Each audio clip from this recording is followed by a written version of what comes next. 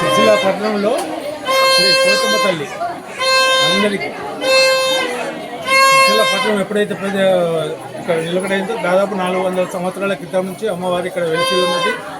భక్తుల కోరికలన్నీ తీర్చుకుంటుంది. ఎవరు ఏ కోరిక పుడితే ఆ కోరిక తీసుకుంటుంది.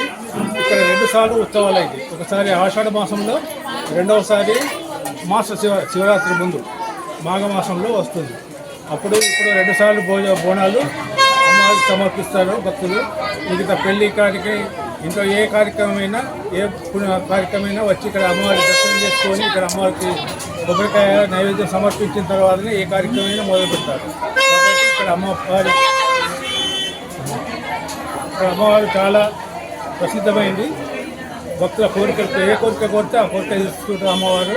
కాబట్టి అందరికీ వచ్చి దర్శనం చేసుకొని వచ్చేది.